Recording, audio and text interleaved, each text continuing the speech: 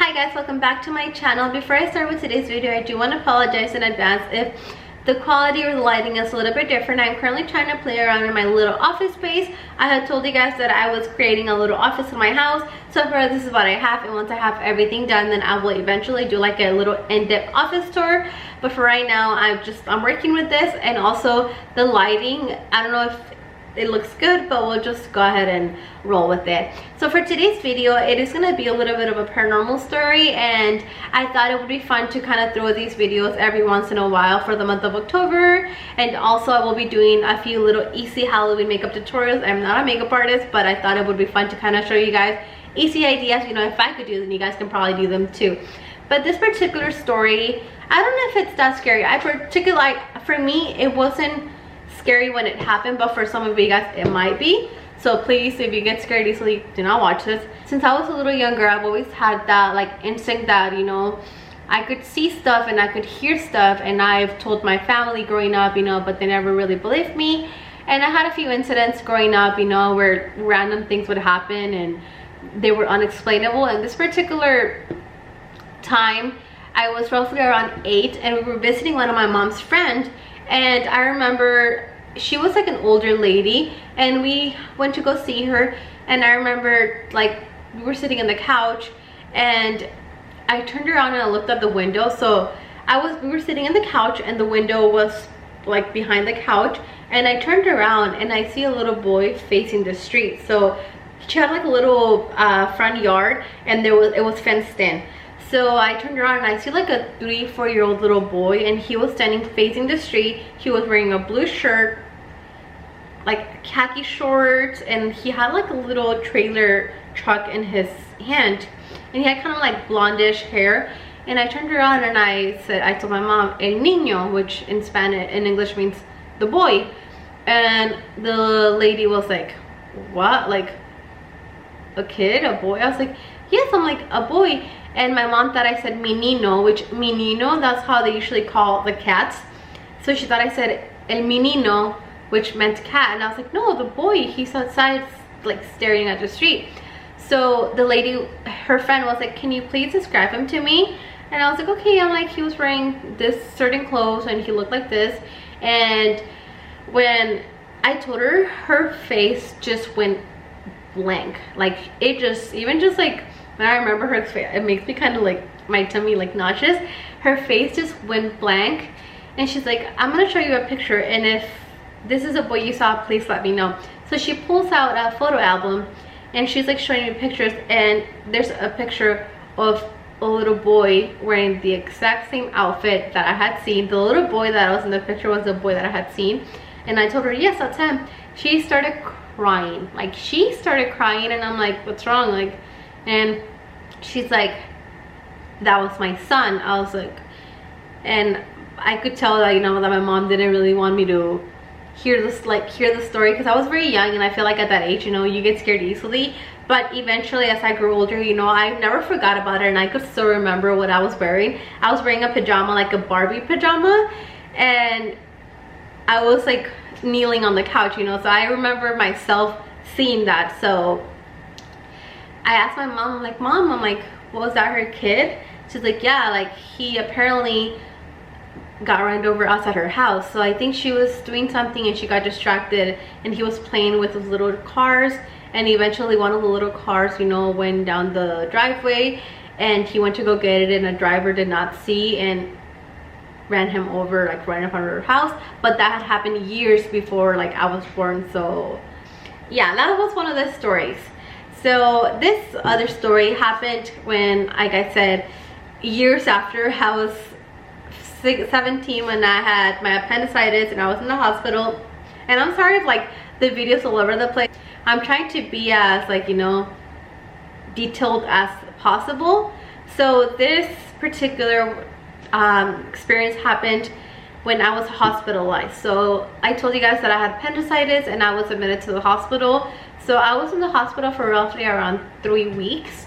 And the first week, you know, after I had my surgery, I was not awake. I was asleep, and they thought I was in a coma. And you know, like every once in a while my mom would come over, my uncle would stay, my aunt would stay, but some nights I was by myself. And the hospital that I was admitted to was Anaheim Hills Kaiser Permanente, which was, it's pretty far from where I was living. It was like a 30-minute drive. And you know, I was not scared to like be alone in the hospital, but the floor where I was admitted, like the floor, it was where they had all the like the critical patients. So I guess every hospital floor is different. So like first floor they have like just your pharmacy. I think second they have like kit stuff. Like second floor they have, I think, like what are they called, pediatricians. And eventually as the floors get higher, then that's when they change. And I think I was on the 6th floor, and that's where they had like the critical patients, all the patients that were like in pretty much critical condition. And I was like the only young person in there because they didn't have any space in the pediatrician floor. So I remember, you know, sometimes I would be laying down in the bed and like they would leave my door open, so the nurses would come in and out all the time to check up on me. And I remember this particular night I turned around to look at the door and I see this boy walking, like going straight. And I would see him like at least 2 times a night, and I would see him like around 1, 2, 4 in the morning just walking. And I remember I never saw his face, but he had like a hospital gown, and he had that thing where you have the suero, I don't know what it's called in English.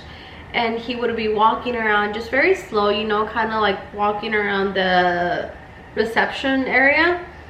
And I would just look at him and, you know, never really questioned anything. And then it was time for me to get up and for me to be able to walk, because after my surgery I was not able to walk. So they had to get me up, like they forced me out of the bed, and like, you have to get up because if not, you know, you're gonna get worse. And I started walking around, and you know, sometimes like I would get out of the room and just kind of walk by myself. And I remember this night I was getting out of my room to walk around, because where we were at, like the reception, like the nurses reception area is like in the middle, and the rooms, you know, are around them. And in the corner there was a little exit door there was like a little bridge that would lead to another area of the hospital, but like I think that was under construction, I can't remember, but nobody was allowed to go there. So I was walking around, and I remember seeing him like walking around there, and like I never saw his face, but I remember he was bald. He looked very young. He didn't have an arm, so he was missing an arm. And I think he had cancer, which I don't want to say he did, but you know, like he looked very, very like ill, like he could barely walk, but he just continued to walk. Like, this guy is walking, you know. I'm like, he's doing this every night. I'm like, how does he do it? I'm like, how could he, you know, get out of the hospital bed? Because when you're in the hospital, and like I feel like, you know, you get very depressed. I had to seek therapy when I was in there, because I was like very, very, like, I was depressed. I feel like that was the darkest time of my life when I went through that process. And even till now, you know, I sometimes, like, it still gets to me, and you know, I go through these phases where it reminds me of what I went through, you know. Like, sometimes just thinking about it makes me want to cry. But it was a very hard time, because I was close to dying, not just once, but that was the second time. First time was I went months without being diagnosed that I had tuberculosis.